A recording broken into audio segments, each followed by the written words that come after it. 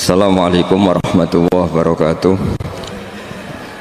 Bismillahirrahmanirrahim. Nahmaduka ya ghafuru ya syakuru. Mashalli wa sallim barik ala sayyidina maulana Muhammadin wa ala alihi wa sahbihi asma'in nama ba'du. Bismillahirrahmanirrahim. Nanti tanyanya problem nanti ya. Saya yakin problem Anda nggak bisa diselesaikan, sudah biasa. Karena seninya hidup itu ngadepi apa? Belum masalah. Jadi kalau ingin diselesaikan berarti Anda pecundang. Dinikmati apa? Karena sebetulnya kalau dinikmati ya baik-baik saja. Karena dunia ini diciptakan Allah liyabluwahum ayyukum ahsanu amala. Jadi kalau kamu sedang rukun sama istri itu biayanya mahal. Karena kalau rukun itu minta belanja macam-macam. Kalau sedang dicuekin gineng juga repot. Masa suami kok neng dibiarin dicuekin, enak mana ya? Rukun berbiaya sama dineng kecewa. Gak ada pilihannya hidup ya, hanya dua itu. Enak miskin dilihat tetangga, apa merantau gak jelas gak konangan tetangga. Gak ada pilihan hidup. Saya katanya Kiai besar aja tidak punya pilihan, diatur-atur sama MC macam-macam. Tapi ya ridho saja saya, karena hidup itu gak banyak apa. Gak banyak apa? Ini saya ngaji Yasin saja yang sering saya baca. Jadi saya minta dari ngaji malam ini sampai berpikir secara cerdas berkelanjutan. Di antara yang diceritakan di surat Yasin itu ada ayat wa ma liyala a'budul ladzi, ayo dibaca.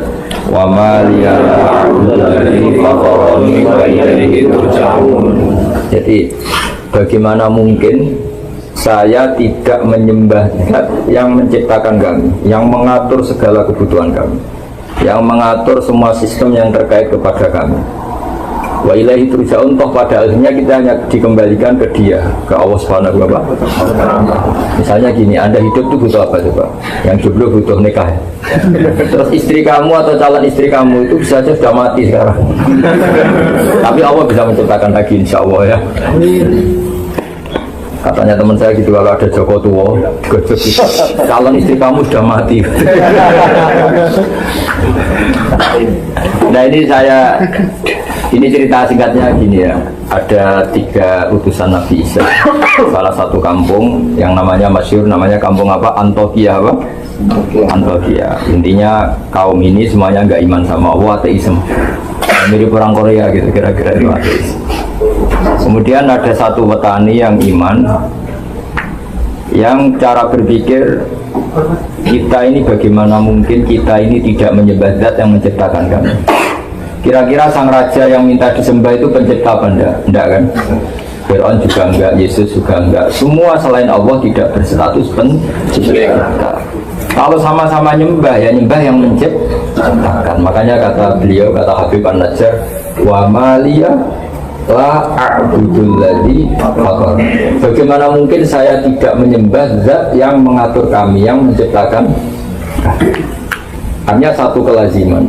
Kita terima kasih sama orang tua saja kelaziman. Terima kasih sama bos yang menggaji saja kelaziman. Sama teman yang menolong saja kelaziman. Apalagi sama Allah yang menciptakan kita. Tentu kita menyembah Allah adalah satu kelaziman, satu keniscayaan. Maka kata beliau, wa maliyah la a'budul ladzi fatar. Bagaimana mungkin saya tidak menyembah Zat yang menciptakan saya?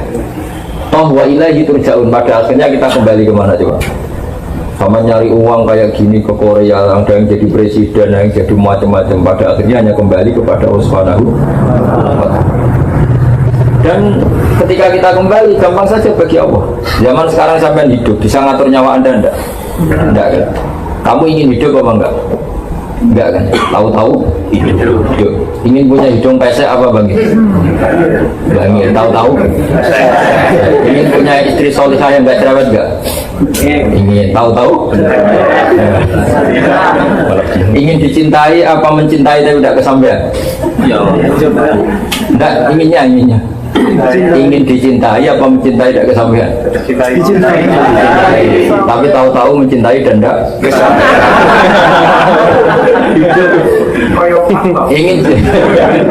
Ingin jadi bos apa jadi buruh? tahu-tahu tidak bos. Ya ada bilang bro, tahu-tahu tidak bos. Jadi hidup ini tahu-tahu. Nah, karena tahu-tahu itu ya menyembah zat yang super tahu. Jadi tauhid itu dimulai dari kalau zaman sampean ngaji, ini namanya siapa tadi yang montong yang itu? Ini tetangga saya ini. Apa diangkat jadi wali? Tapi nanti butuh persetujuan para wali-wali ini.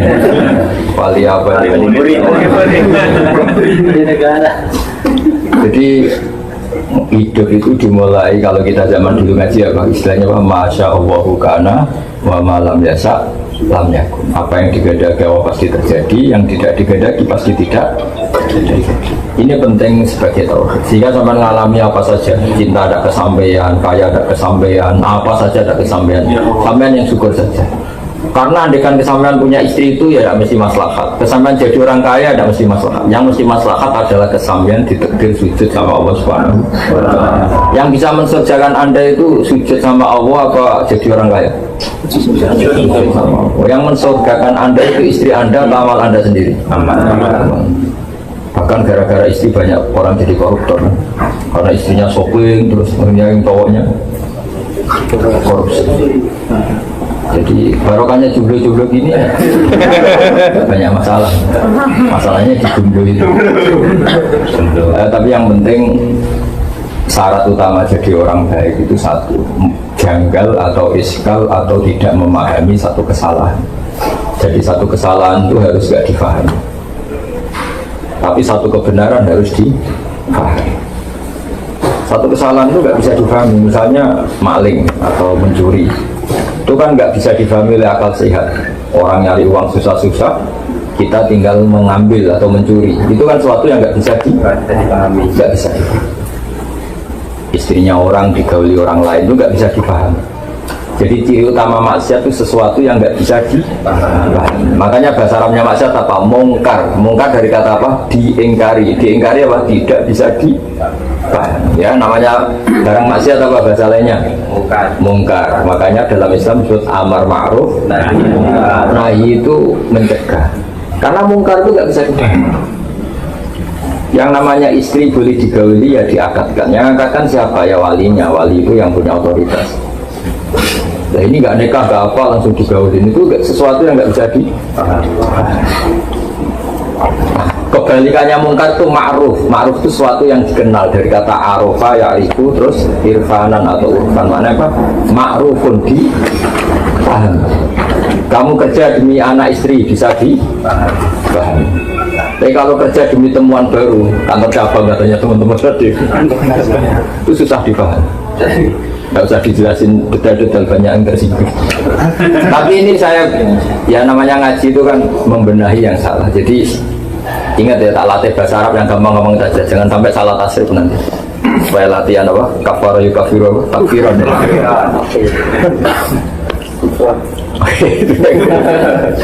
Jadi yang dikatakan ma'rufun sesuatu yang dipahami atau dikenal, mudah dikenal oleh akal. Kayak sedekah itu kan mudah dikenal oleh akal, namanya empati sama orang lain. Kita tadi berkawan sama orang Korea juga mudah dipahami oleh akal karena kita tamu di Korea, terus tadi ada Pak polisi, ada agama-agama lain menyambut kita, itu mudah dipahami. Tapi kalau kita datang di negara orang kemudian ngendah yang punya rumah, ganggu yang punya rumah, itu bisa dipahami nggak?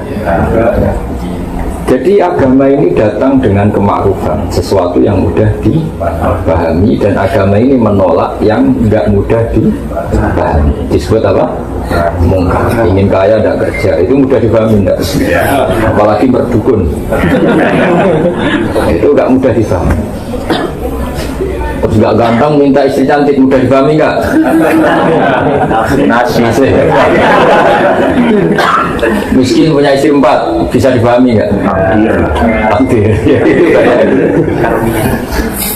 Jadi agama itu mudah, karena maknanya agama itu mudah dipahami. Nah dalam pertemuan ini supaya tidak banyak yang tersinggung, pasti semuanya sepakat kita ngomong tauhid saja, karena kalau ngomong sosial itu banyak yang tersinggung. Meskipun tersinggung itu bagus supaya evaluasi. Nah yang mudah difahami, kalau kita memuja siapa, yang memuja zat yang kita pasti kalah. Yang kita pasti kalah itu siapa? Ya hanya Allah Subhanahu wa Ta'ala. Kita sama benda patung yang kita bikin sendiri, kalau kita mau memecahkan ya bisa memecahkan. Di gudang saja sudah hancur. Kita menyembah matahari, kita punya akal. Matahari apapun hebatnya tidak punya akal. Apapun hebatnya matahari, bisa kerja di pabrik enggak? Bisa bikin robot enggak? Bisa enggak dengan BPKB enggak? Apapun hebatnya matahari, bumi itu tidak punya akal. Kita punya. Logis enggak orang yang punya akal, makhluk yang punya akal kemudian tunduk menyembah yang tidak punya akal? Bisa difahami enggak? Tidak bisa.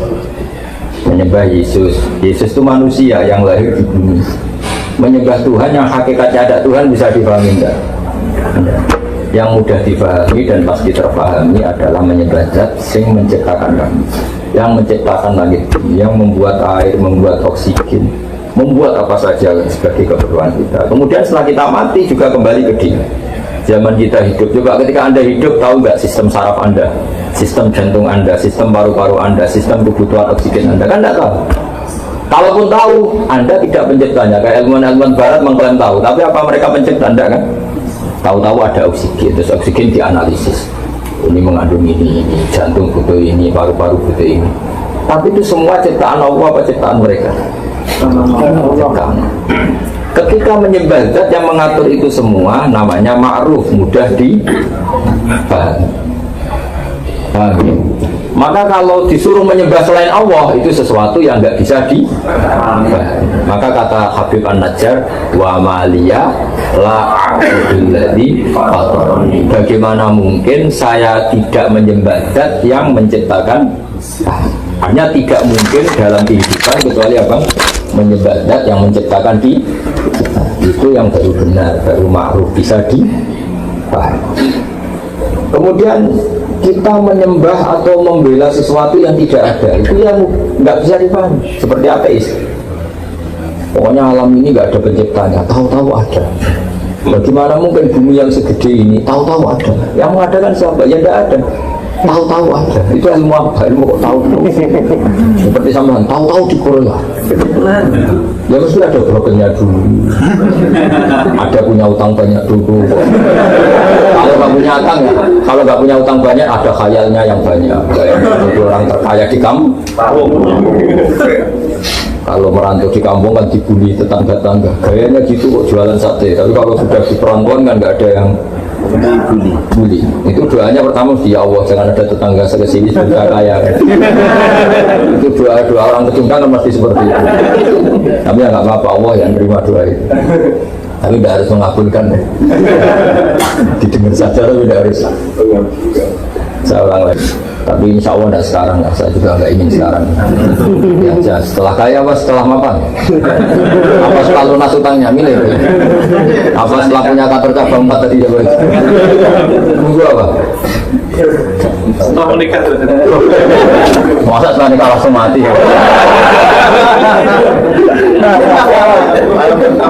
Kalau setelah mapan juga kasihan, baru mapan langsung apa setelah miskin juga mati dulu miskinnya kan sudah dulu nyatanya tidak mati sampai. Nah misalnya nyawa Anda diambil, ini semua ulama sepakat dan masyarakat juga sepakat, mati itu namanya nyawa diambil, dicabut. Berarti roh sendiri itu tidak mati. Kemudian diambil ke alam baka, yang kalau difilmkan katanya ada gentayangannya, ada yang tidak, macam-macam lah versi itu. Yang jelas kita berkeyakinan roh itu kemudian menikmati doa yang kita kirimkan. Jadi bangga kamu kalau sampai doakan dari Korea itu tetap sampai. Jangan sampai protes, malaikat Korea masa tahu. Saya sudah bilang tadi ngaji, saya kan sudah bilang Korea itu tetap buminya Allah Subhanahu. Kita tahu oleh malaikatnya Allah Subhanahu wa Ta'ala. Yang menciptakan air di sini memangnya orang Korea, tetap Allah Subhanahu. Sistem malaikat di sini juga sama dengan sistem malaikat yang di Seragen, di Solo Tigo sama. Nggak tahu saya pakai bahasa apa di sini, pakai bahasa Korea atau bahasa. Tapi sistem malaikatnya.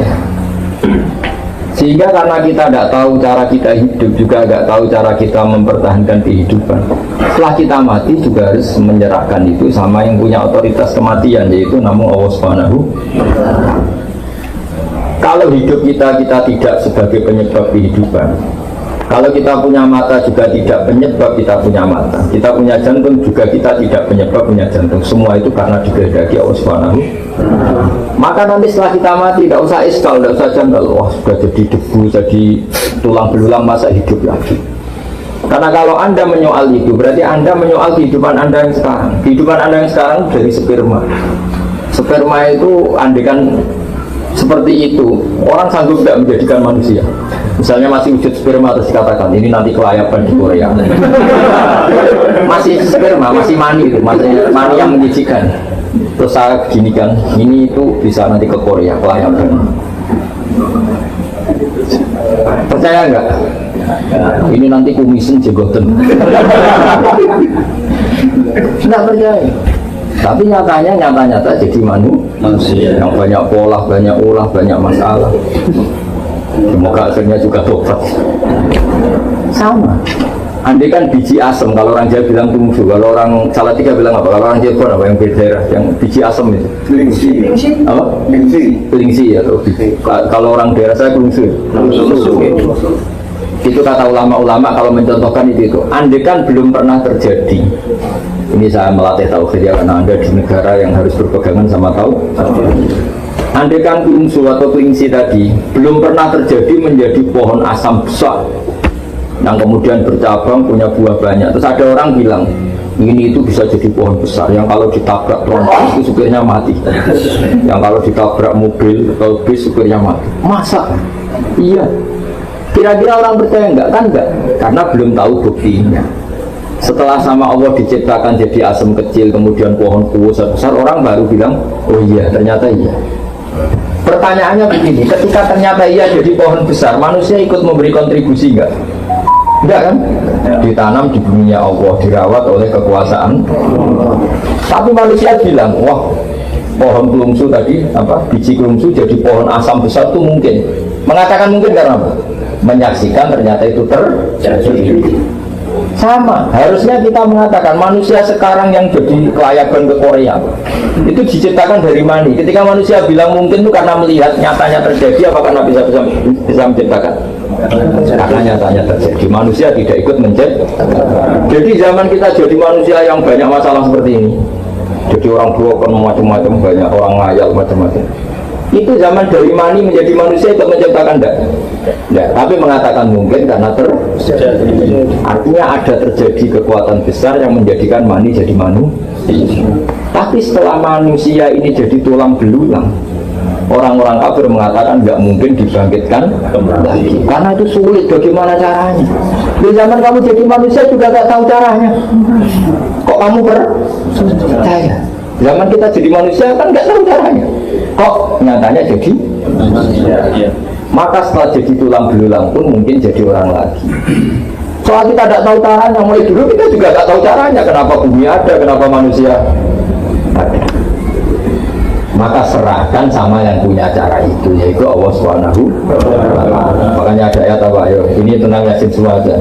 Ayo dibaca bareng-bareng. Awalam yarol insanu anna khalaqnahu min nutfatin fa idza huwa khasimun mubin. Teruskan. Wa darabalana matalan wa nasil khalqa qala ma yuhyi wa ma yumiitu. Qul ya alladhi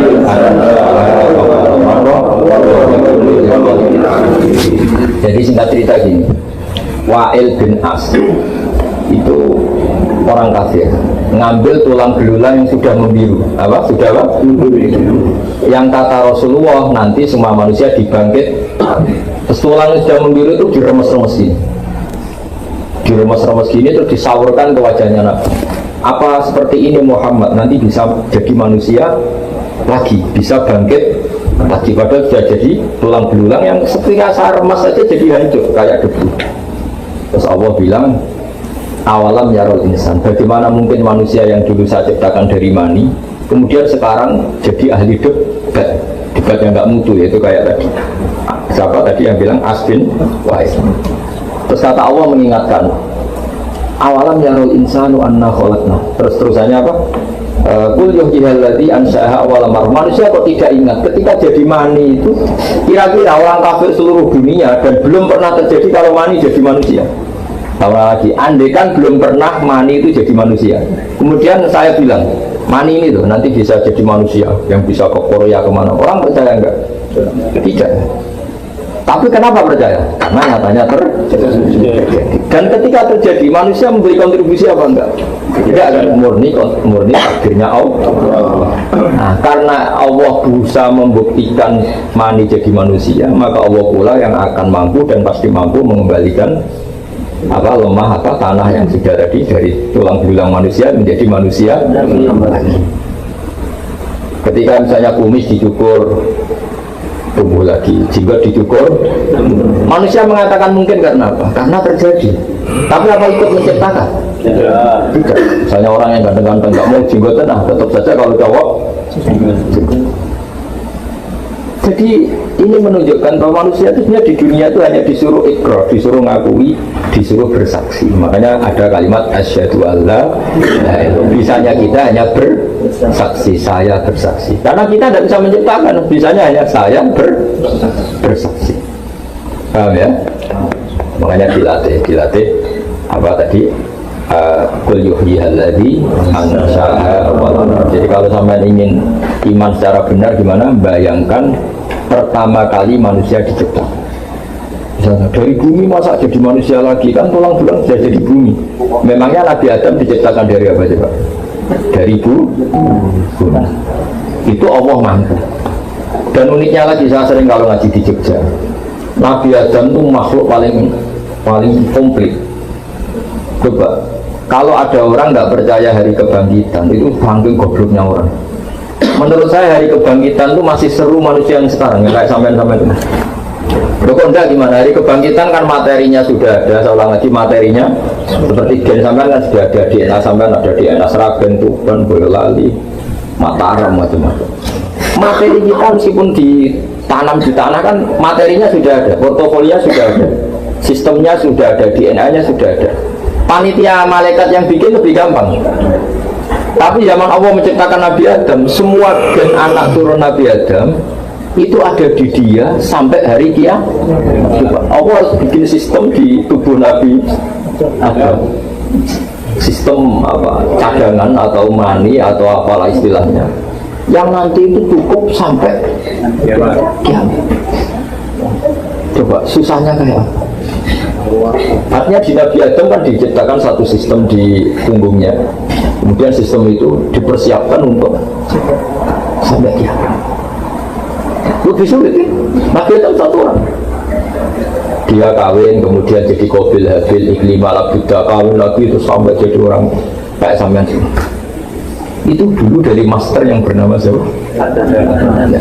Coba nitipkan tubuh sampean tok, ini harus dibikin keriting, pesek, punya jantung, dititipkan di satu zigot atau di satu sel yang kecil. Padahal sel yang kecil sekali ini nanti jadi manusia yang polanya seperti ini. Dan ketika sampean misalnya calon punya anak 5, berarti ada anak 5 yang di punggung sampean. Dan ini disiapkan sel yang jadi anak sampean 5. 5 ini per sel disiapkan, ada matanya, ada kupingnya, semuanya lengkap. Ada organ dalamnya, ada organ luarnya, ada organ yang tumbuh terus kayak kuku, kayak apa, jenggot, macam-macam. Kenapa itu enggak kita akui sebagai reputasi Allah? Kalau Allah itu ala kulli syai'in qadir, Allah mampu melakukan apa saja. Terus kenapa kita menyoal hanya karena orang sudah mati, kemudian kita menyoal bagaimana mungkin ini bangkit kembali? Lah kamu lahir dari mani, dari tanah, kok tidak kamu ingkari? Harusnya pengingkar-pengingkar itu juga mengatakan wujud ini khayal belaka, karena hakikatnya nggak mungkin, ya kan? Kan sama-sama nggak mungkin kalau dalam ukuran otak manusia. Karena sering terjadi dan terlihat, mereka mengatakan mungkin. Tapi ketika mengatakan mungkin, manusia pun tidak ikut menciptakan. Itu makanya Allah mengingatkan qul yuhyihal ladzi ansha'a awwal marrah. Kalau Allah dari awal mampu menciptakan mani jadi manusia, ya nanti Allah pula yang mampu menciptakan tulang belulang jadi manusia lagi. Ya, jadi saya mohon sekali taufiknya dijaga. Nah, logika seperti ini tuh arafahul aql. Misalnya Hyundai atau Kia atau Mercy bisa bikin mobil mewah dengan sistem yang canggih. Barang mobil itu tabrakan riak, kamu bilang, wah ini pabriknya tidak bisa mengembalikan lagi. Itu aneh nggak pikiran seperti itu? Kalau pabrik sudah canggih, masa kecelakaan terus dibilang nggak mampu mengembalikan lagi, kan jadi aneh kan? Yang bikin yang sedetail itu bisa, apalagi ditinggal kencengkan lagi kan gitu kira-kira. Kan lebih gampang. Karena kalau sudah kamu sifat, wah pabrik ini hebat bisa bikin mobil yang canggih, tentu akan mudah mereparasi kalau ada kerusakan. Sama, Allah mudah saja mereparasi Anda setelah mati. Bahkan nanti setelah Anda masuk surga direparasi ulang. Hidungmu ditata lagi, semua wajah kamu makanya teman saya kalau guyon gini, Gus Pak tahu nggak kenapa para nabi itu ganteng-ganteng? Kenapa? Ini teman saya agak beli. Kenapa? Karena Allah nggak ingin capek-capek. Kalau nabi jelek, nabi kan pasti ahli surga, natanya kelamaan. Ahli surga kan harus ganteng, karena nabi itu pasti masuk surga. Sudah didesain ganteng sekali, supaya rupanya nggak baik. Tapi kalau orang beli-beli pada musalah, keriting enggak, nomor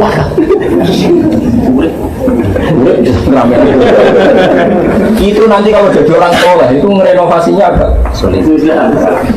Tapi kalau masuk neraka kan gambarnya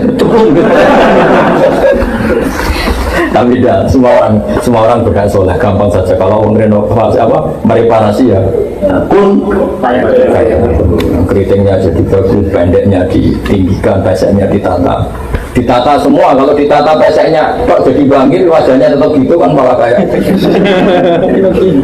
Pinocchio, jadi tetap ditata. Jadi ini penting ngaji tauhid ya. Saya ulang lagi ya, Islam itu datang dengan apa? Amar ma'ruf.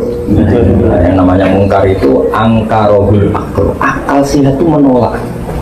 Kayak tadi misalnya, alam ini dimulai dari ketiadaan. Jadi pencipta alam adalah ketiadaan. Masa sesuatu yang tiada punya faktor, punya sebab sebagai pencipta, itu nggak masuk akal. Tentu alam ini ada karena ada pencipta. Nah, pencipta itu menurut kita adalah Allah Subhanahu wa Ta'ala. Maka pencipta ini status utamanya apa? Wujud. Ya, di mana-mana pencipta statusnya harus wujud. Maka mulai kecil kita diajari bahwa wujud. Namanya pencipta sama yang diciptakan dulu mana? Dulu pencipta. Makanya pertama setelah wujud tidak, dia harus zat yang pertama. Terus kedua harus sifat ketiga harus baqo, harus abadi. Karena kalau Tuhan itu superior, hebat, kemudian dia ada abadi, berarti keok, kalah. Kalau Tuhan kalah itu kan aneh.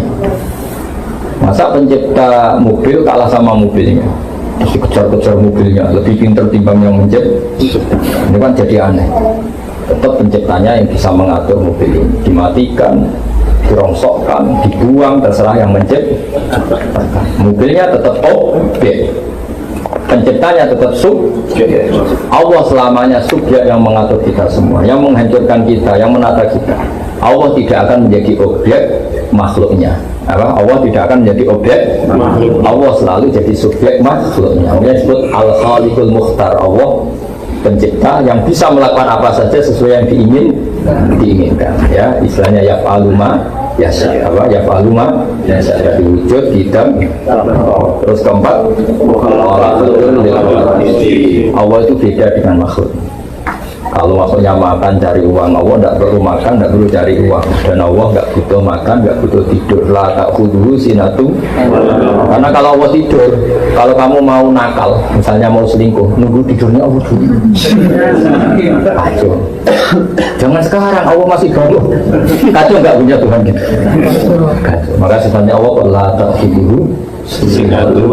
Allah tidak pernah kantuk, juga tidak pernah tidur. Karena Allah itu mukhalafatul. Sifat berikutnya apa?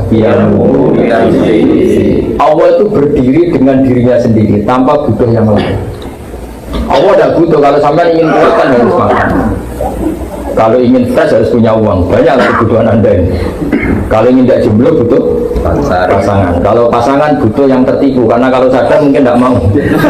Makanya kalau ada orang cantik dapat orang jelek, kata bapak saya, itu kemungkinannya dua. Yang cowok punya sesuatu atau yang cewek agak ada sesuatu, rada-rada. Tapi Allah itu tidak butuh itu semua. karena Allah harus qiyamuhu. Terus sifat berikutnya apa? Dan itu Allah sendiri, nggak tersaingi dalam apapun, nggak tersaingi. Apapun kekasihnya Allah terhadap Nabi Muhammad, apapun sayangnya Allah pada Nabi Muhammad, tetap Nabi Muhammad adalah abduhu wa rasuluh. Karena Nabi ya bisa meninggal, kalau nggak makan ya lapar, kalau saatnya datang ajal ya meninggal. Makanya Nabi dikatakan innaka mayyitu wa innahum mayyitun. Kemudian ya kalau bangkit dari kubur ya karena dibangkitkan. Itu beda dengan Allah, memang nggak pernah mati. Allah nggak pernah mati karena Allah itu qiyamuhu wahdaniyat terus kudrat iradat dan seterusnya. Jadi logika-logika itu tanamkan sehingga kamu iman dengan kebenaran yang kalau ada paham yang menyesatkan kita menolak. Itu disebut wa maliya la a'budul ladzi fatarani wa ilaihi turja'un. Bagaimana mungkin dalam hidup ini kita tidak menyembah zat yang mengatur kami, toh pada akhirnya kita hanya kembali kepada Tuhan. Jadi kita menyembah Allah karena mengatur kami, dan pada akhirnya kita hanya kembali ke Allah Subhanahu wa ta'ala. Tidak kembali ke akal kita, tidak kembali ke pikiran kita, tapi hanya kembali kepada Allah Subhanahu wa ta'ala. Seperti sampean misalnya bayangkan jadi orang kaya terus bahagia. Apa faktanya nanti pasti demikian? Tidak mesti. Kadang setelah jadi orang kaya malah nyesal. Misalnya gini, banyak ini ceritanya. Ada suami memanjakan istrinya, minta apa saja dituruti, minta mau rumah mewah dituruti, kulkasnya harus mewah, mobilnya harus mewah. Lama-lama istrinya mikir, rumah mewah, mobil mewah, yang nggak mewah suami saya. Lama-lama kepikiran ganti suami. Karena enggak, istrinya yang ingin ganti, karena tadi minta rumah mewah diturutin. Kalau rumah mewah pantasnya apa? Kulkasnya mewah, mobilnya mewah, karpetnya mewah. Tapi suaminya tuh pesek pendek. Lama-lama yang perlu dipikirkan, yang kurang mewah satu. Kalau kamu ngalamin gitu atau kita tidak pernah tahu. Barokahnya kamu miskin, pas rumah jelek, rezeki jelek, semua jelek. Maka istri kamu mikir sudah nggak perlu diganti, sudah pas semua ini. Maksudnya kita tidak pernah tahu, kadang yang miskin juga bahagia karena serasi semua, Pak. Serasi semua. Ya ini cerita saja guyon, tapi Anda supaya tidak mengimani pikiran Anda yang kamu bayangkan itu tidak mesti masalah. Makanya kalau di kitab tasawuf itu ada guyonan, di kitab hikam pernah dengar itu namanya kitab hikam, itu kitab tasawufnya ahli sunnah apa? Jadi semua kiai alim tasawufnya ngikuti kitab apa? Hikam. Selain kitab ihya, kitab apa? Kan ada beberapa kitab tasawuf yang paling populer di antaranya ihya. Kemudian itu dijabarkan oleh Sayyid Abdul Haddad jadi An-Nasoih Adi Niyah wa An-Nasoih Adi Niyah, terus dijabarkan termasuk macam-macam lah oleh kitab. Itu ada seorang wali itu tukang manol, hamal itu tukang manol. Jadi dia itu wali betul, tidak kayak sampean. Sampean ini baru jadi wali ini sudah kerja jauh-jauh gak jadi. Dia itu tukang manol, hamal. Karena dia wali setelah dapat itu tukang manol ngangkatin barang dari pasar ke kendaraan. Karena dia wali itu, ya Allah, saya ini hanya butuh makan satu piring. Yang penting saya dapat makan satu piring terus pulang mau ibadah. Tiap hari gitu. Kalau dapat opahan, kalau uang sekarang, kalau satu piring di sini berapa won? Punya satu makan satu hari 10.000 won. Kalau di Indonesia berapa? 50. Walah, makan sehari kalau di Indonesia 50. Makan apa saja kamu di sini kok mahal? Kalau habis Berapa? 10.000 sama dengan 100.000. Ya jangan, berarti contohnya di sini jangan. Ya kalau di Indonesia makan 50.000 sudah. Berapanya? Odeng. Kalau di Gunung Kidul sudah dapat belalang banyak.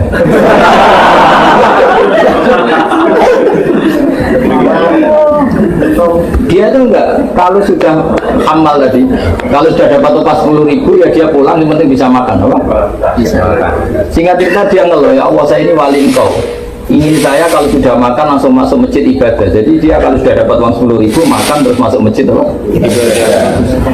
Lama-lama dia berdoa, ya Allah buat saya dikasih rezeki agak butuh kerja.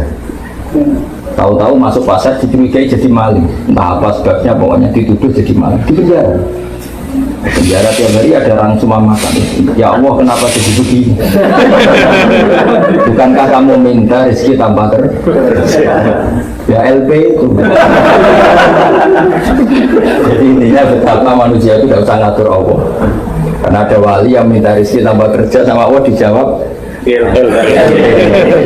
LP kan rezeki. Akhirnya Insya Allah jadi bukankah Anda minta rezeki tanpa kerja? Makanya kalau doa itu hati-hati. Doa itu apalagi berdoa ya Allah semoga dapat pasangan yang sesuai sama orang miskin tidak kaya ya. Ya miskin tidak kaya jelek yang sesuai apa? Ya jelek ya makanya tidak usah doa gitu. Ya Allah berikan jodoh yang maslahat untuk saya. Tidak usah nyifati. Karena kalau nyifati tadi kayak tadi minta rezeki tanpa jadi luar dugaan ternyata jawabannya LP.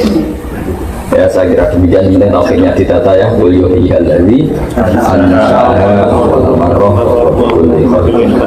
Assalamualaikum warahmatullahi wabarakatuh. Dah katanya mau makan berapa kopi bersama? Yang tanya ada. Nilai saja kok sambil. Enggak ada sambil nilai saja kayak zaman di pondok. Kalau tanya problem nggak boleh. Itu paket hidup ya. Coba setelah jadi presiden ngeluh nggak karena banyak rivalnya, banyak kroninya minta jadi menteri, bingung nggak? Bingung kan? Yang nggak suka demo, yang suka minta jadi menteri, pusing. Jadi maksudnya. Assalamualaikum warahmatullahi wabarakatuh. Ya saya langsung bertanya antara kalimat sedikit saja ya.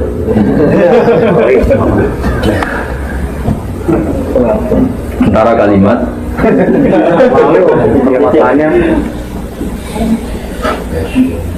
silaturahmi dan silaturahim itu yang benar yang mana? Yang benar ya tidak salah. Apakah itu benar semua? Benar semua aja ya gampang ya. Ya, seperti itu. Kalau bahasa Arab itu pakai mic apa enggak? Ini. Bahasa Arab itu bisa dengan berbeda dengan bahasa Jawa. Tapi kalau tasrifan tetap sama ya. Jadi bahasa Arab itu kadang orang bilang silaturahim, rahim itu dari kata isim fa'il ya, jadi menyambung orang yang perlu kamu sambung karena ada cinta kasih rahim. Kadang bilang rahimah yarhamu rahman, menyambung kasih sayang. Jadi kalau orang, pokoknya bahasa itu benar semua. Ya, bahasa itu benar semua. Karena kan kalau di Jawa itu bahasa Arab agak-agak di Jawa kan. Misalnya kalau sepakat itu dari kata muwafaqah, cocok. Orang Arab bilang apa? Mufakat. Ya apa? Mufakat. Parah lagi bahasa Jawa itu bahasa Solo sama Jogja. Sudah makan, sampun bakdo. Sampun itu ya sampun, bakdo bahasa Arab bakdo itu mana ya? Jadi kalau diterjemah sampun bakdo ya sampun. Terus parah lagi bahasa itu anak sekolah nih yang madrasah itu terjemahnya. Jadi kalau anakmu sekolah di mana? Di madrasah. Mana nih ya sekolah. Tapi orang Indonesia punya versi kalau dibilang madrasah itu ngaji. Kalau sekolah itu umum. Tapi kalau sama ditanya terjemahnya madrasah apa? Sekolah. Islam. Bilangnya kan madrasah kok. Jadi bahasa itu kalau mengalami peluluan itu karena mengalami transformasi luas macam-macam.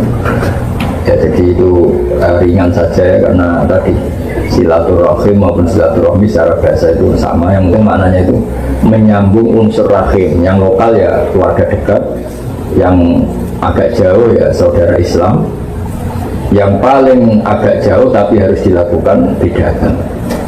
Makanya kata Nabi itu silaturahim itu ada 3. Ada orang yang punya 3 hak Pernah dengar tuh orang-orang yang punya 3 hak, yaitu dia keluarga kamu, dia tetanggamu, dia seagama dengan kamu. Itu punya 3 hak. Misalnya saya bertetangga dengan adik saya, berarti adik saya punya berapa?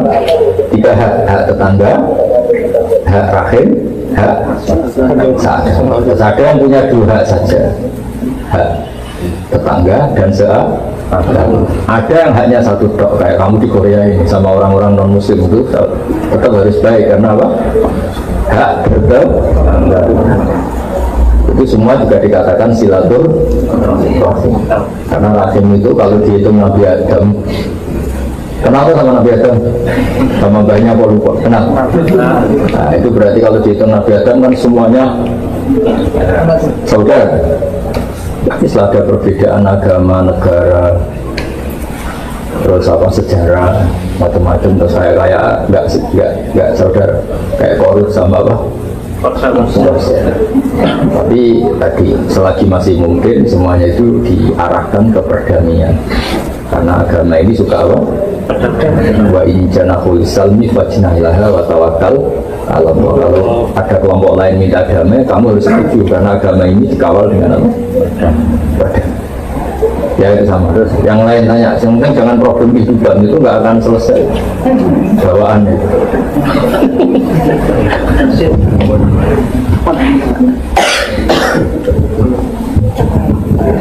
Assalamualaikum warahmatullahi wabarakatuh.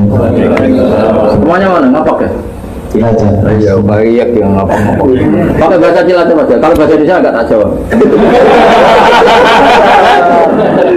Pokoknya kalau bahasa Indonesia agak dari Jawa. Ya. Dan pakai bahasa kasarnya nggak boleh, bahasa halus.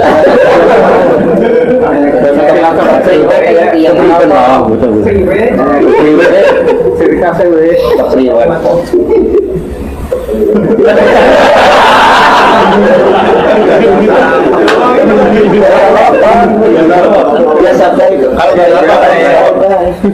Anggap saja tanya sama ini lah, nggak tanya sama. Ya sudah di sana.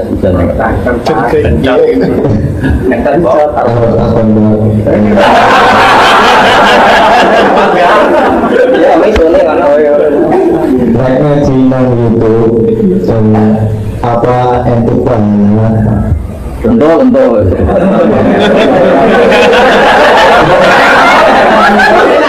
Apa syaratnya bisa Bisa. Sanat itu gini loh ya. Saya sering dapat pertanyaan sama dari Cilacap. Siapa namanya? Gunawan. Oh bagus. Bisa ya.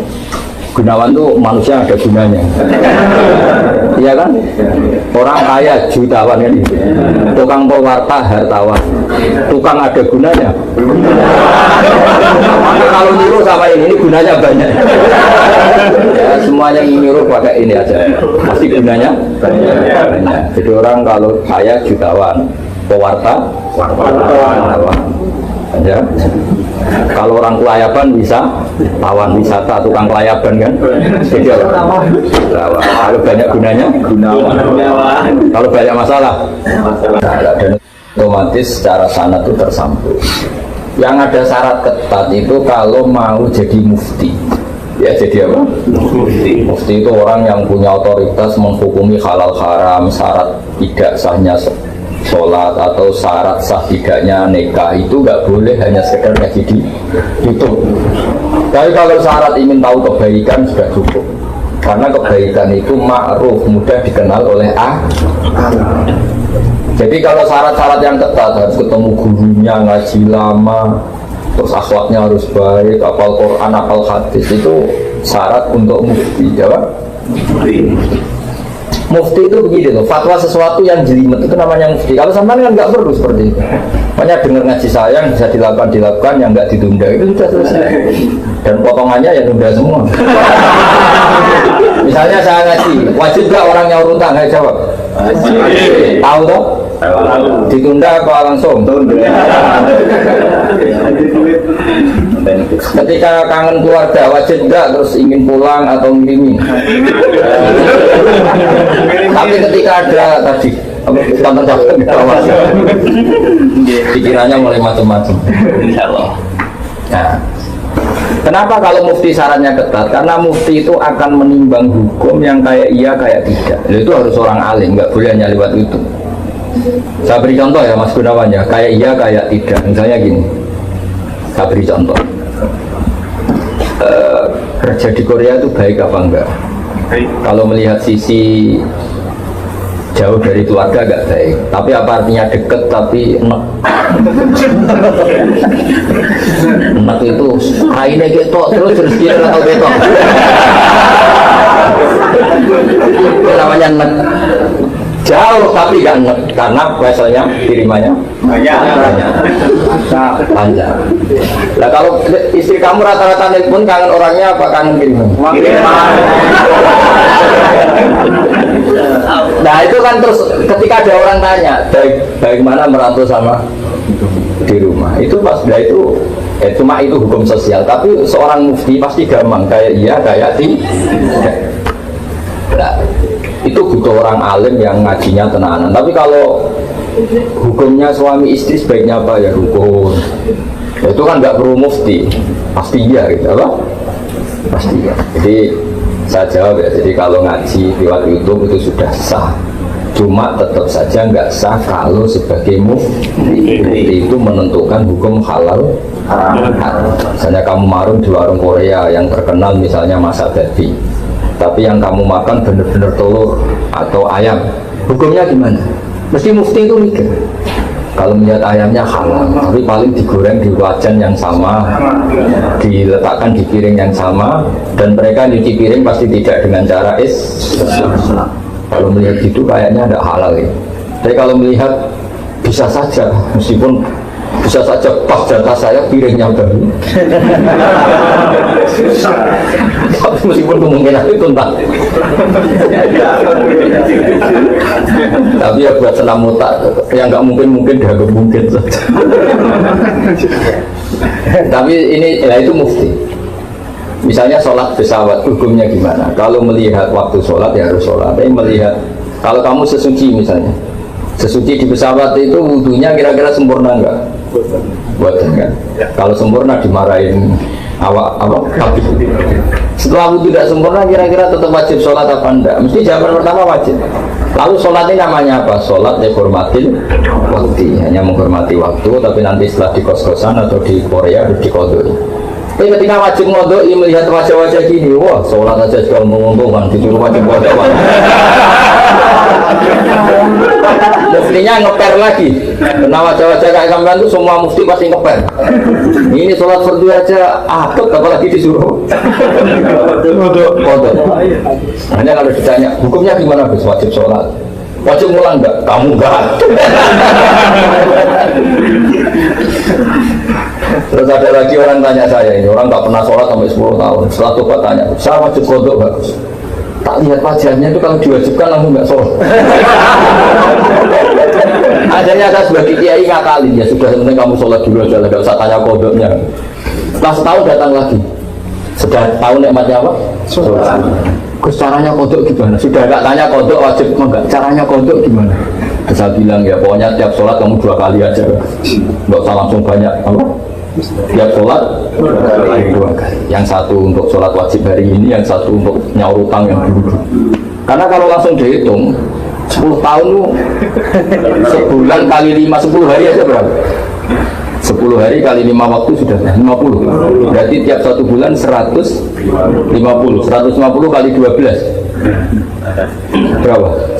Banyak ya. Kali 10 tahun. Lihat terawih saja dia takut apa ini.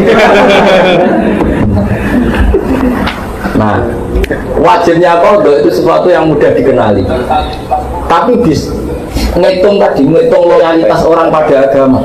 Rai-rai gini, rai-rai tobat musiman gini. Kalau langsung diwajibkan itu malah apa bahaya. Makanya bilang ya sudah sholat dulu aja. Katanya kiai harus modal ikut 10 tahun, sudah saya sholat dulu aja, usah tanya itu. Makanya dulu itu ada cerita unik, ini guyonan saya sebagai penghormatan pada Korea palsu ini ya. Ada kiai itu kan rata-rata anaknya cantik. Kalau anaknya tidak pati cantik, ya rapati kiai. Kiai betul itu rata-rata anaknya cantik, karena istrinya rata-rata ya cantik. Kalau kiai istrinya jelek ya agak musibah. Tapi bisa bikin kantor cabang kan? Ini provokator itu. Apa pengesahan apa? Pakai kartu apa? Enggak, kantornya itu. Dia mengistilahkan istri kedua itu. Singkat cerita itu anaknya itu cantik. Ya dulu itu nggak ada akses ke dalam kecuali harus jualan apa? Air. Jadi ada orang santri itu agak nakal dia. Ingin tahu ningnya kalau dalam bahasa pondok itu nih. Aman karena saya yakin semua yang ngaji saya di sini itu masih ada sisa-sisa santri. Karena orang Indonesia banyak itu kecilnya mesti dolanan di musola, muyoyan di musola, ya kan? Baiknya orang Indonesia kan? Iya kan? Karena rata-rata kita pas kecil itu kan yang saya miskin, yang ada jeding itu di musola. Sekarang keluarnya tamer-tamer di Indonesia ke saya gitu, semenjak masjid bagus, kamar mandinya bagus. Kadang orang mau ke masjid itu bukan karena ingin jamaah, kudu ngising di rumah lari ke masjid. Ya kan? Sekarang banyak nggak? Banyak karena kamar mandi masjid lebih bagus. Yang parah kalau mau tidur kan di rumah nggak ada AC, nggak ada kipas angin. Kalau ngantuk, kipasnya dinyalain. Di daerah kamu begitu. Di sini begitu. Di kos-kosan nggak ada kipas di sini pasti ada. Ya sih, malah sih di sini. Itu mau itikaf kok mau nikmati. Nikmati hidup. Ya alhamdulillah kok Allah nggak apa-apa. Dekat masjid sudah baik. Meskipun niatnya tidak baik, semoga tetap apa? Singkat cerita dia itu pura-pura jualan apa? Kiainya senangnya begini. Dan baru kayak anakku disenangi, banyu murah sana. Kiainya wali, jadi tahu kelakuan. Tadi santrinya tadi di Barno, biarin dapat air murah, loyal kan. Lama-lama dibilang gini sama kiai, kamu senang sama anak saya? Iya Pak ya. Syaratnya kamu harus jamaah di depan 40 hari. Kalau itu selesai, nanti kesini tak nikahkan sama putri sana. Oh semuanya bukan main. Dia jamaah terus di depan ini di Masjid Haram, cerita ini di Mekah, nggak diserahkan, nggak diserahkan. Jadi cerita kelas internasional, bukan kelas apa? Setelah itu semangat dia. Ya, syaratnya 40 hari di soft awal. Ya imamnya tentu Masjid Haram, nggak masuk imam nggak ini. Kalau di sini nggak jadi wali 40 hari belum. Ini di Masjid Haram yang satu sholat sama dengan 1000 sholat. Ya 1000 rakaat. Kalau sholat di sini satu sholat kan benar-benar satu. Kalau di sana lipatannya kan berapa? 10.000. Ada yang bilang semuanya ribuan, ratusan ribu. Terserah hitungnya sampai 40 hari. Hari ke-40 selesai sama dia digandeng santri. Ayo nak pulang ke rumah saya. Tak kawinkan sama anak saya sesuai perjanjian. Itu santrinya marah-marah. Pak Kiai, minyak uang. Sholat itu mau dijoli anak jenengan. Tidak bisa. Ternyata dia hari kedua ketiga sudah ikhlas, tidak normal. Cewek tadi tidak karena putrinya kita. Ayo nak pulang saya nikahkan sama anak saya karena sudah 40 hari. Pak Yai, kamu menghina saya. Masa sholat nikmatnya seperti itu hanya hasilnya dapat putri jenengan? Enggak bisa. Sholat saya itu balasannya surga. Enggak bisa. Enggak mau saya. Dari sholat untuk dapat cewek menjadi sholat nikmati kebenaran. Makanya kalau kamu ingin kaya tak suruh sholat kaki. Nanti kalau sudah sering sholat, nikmatnya sujud, nikmatnya muasalah sama Allah, terus mulai berubah doa. Apa penting kaya apa enggak? Kalau kok masih ingin kaya terus berarti sholatnya masalah. Akhirnya enggak mau masuk ke. Akhirnya kiainya yang merayu-rayu dia. Sudahlah tetap jadi mantu saya. Karena kiainya kesemsem ingin punya mantu ikhlas. Sekarang gantikan kiainya yang mati-matian ngerayu supaya dia mau jadi menantunya. Karena ingin punya menantu ikhlas. Bisa dibuktikan ya. Mau nyoba itu.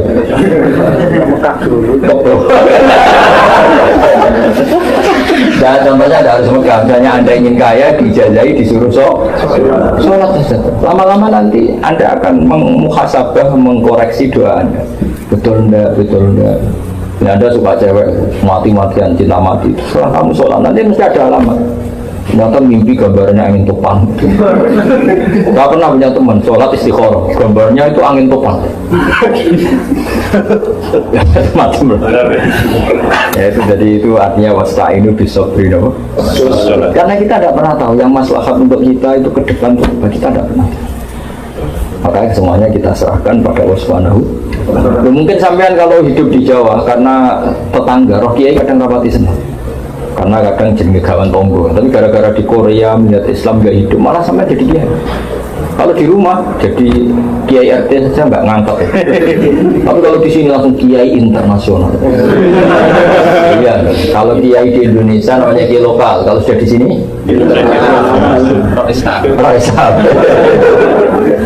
Jadi itulah hikmah yang dikersana Allah Subhanahu. Makanya berharap semoga keberadaan Anda di sini benar-benar ikut menyebarkan sujud, tauhid, tasbih di ya sudah ya. Nah, ini cobalah jadi etika kita, muhasabah kita. Jadi muhasabah itu cara berpikir kita set, kita pikir ulang. Ternyata semangatnya seorang nabi itu wastaghfir lidzambika walil mu'minun. Semangatnya itu memintakan ampun. Orang ahli tafsir tahu semua kalau nabi itu tidak mungkin dosa. Jadi itu khitabun nabi wa urida bihi ummatu, itu khitab nabi, tapi yang dimaksud itu umatnya, karena nabi tidak akan mengalami dzambun, tidak akan mengalami dosa. Sekarang enggak, kadang-kadang kita ini kalau orang lain salah itu semangat. Kalau di perusahaan ada teman salah, apalagi miran salah itu seneng. Barokahnya salah bisa ganti kan gitu. Mungkin di dunia tokoh juga gitu, barokahnya ada tokoh salah, kita yang jadi populer sendiri. Tidak boleh seperti itu. Kita harus salimus sodri di jami'il muslimin. Jadi ini harus dilatih. Saya tadi matur sama Habib Ahmad, latihan kita jadi hidup. Nabi itu kalau resep jadi wali itu kata Nabi gampang. Kata Nabi, kalau kamu ingin disenangin Allah, ya sudah. Kalau kamu asbahta wa amseta gini-gini, perasaan kamu, kata Nabi, jangan punya perasaan ghil sama orang muslimin. Itu sudah wadzalika min sunnati. Makanya Nabi ngendikan la yablughni ahadun an ahadin sayan. Ada yang baca la yuballighni ahadun an ahadin sayan. Seseorang jangan melaporkan ke saya tentang salahnya yang lain. Fa inni akhruju ilaikum wa ana salimus sodri. Karena saya ingin ketemu sampean semua dalam keadaan salimus sodri, tidak punya perasaan apa-apa.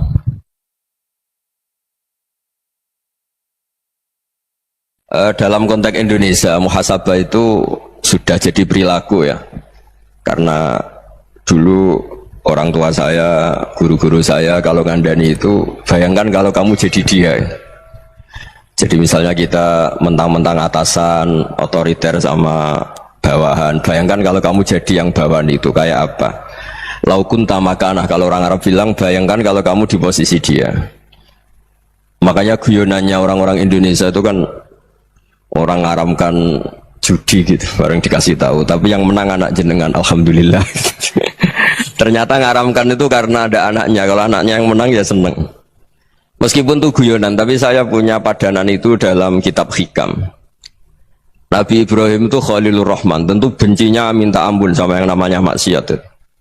Suatu saat beliau diterbangkan di alam malakut. Itu kalau di Hikam saya halaman 15 juga. Saya masih ingat betul. Mungkin kalau Anda beda halaman karena beda cetakan, atau nggak punya kitabnya. Atau punya tapi tidak bisa baca. Nah itu jadi berbagai kemungkinan. Atau punya tidak bisa baca tapi dianggap jimat. Atau digo pencitraan. Banyak itu kaji-kaji tidak bisa baca kitab tapi di ruang tamunya kitabnya besar-besar. Pencitraan itu, tapi ya bagus lah, nggak apa-apa untuk syiar. Setelah diterbangkan di alam malakut, diperlihatkan sama Allah, ada orang pezina, ada orang syaribul khomri, ada orang mabuk, ada orang macam-macam. Allah tanya sama Nabi Ibrahim, bagaimana pendapat kamu Ibrahim tentang mereka yang maksiat? Kata Nabi Ibrahim, ya Allah, habisi saja mereka. Mereka hidup di bumi engkau, makan rezeki engkau, kemudian mereka tidak taat sama engkau. Singkat cerita, di fase itu, saya ulang lagi, di fase itu Allah nurutin sampai sekian peristiwa, mungkin 3 atau 4. Sudah setelah sekian tahun Nabi Ibrahim lupa peristiwa itu, kemudian beliau diminta menyembelih anaknya. Ini versi kitab Hikam. Memang versinya banyak tentang kenapa Nabi Ibrahim disuruh menyembelih anaknya. Ketika mau menyembelih anaknya, Nabi Ibrahim ragu.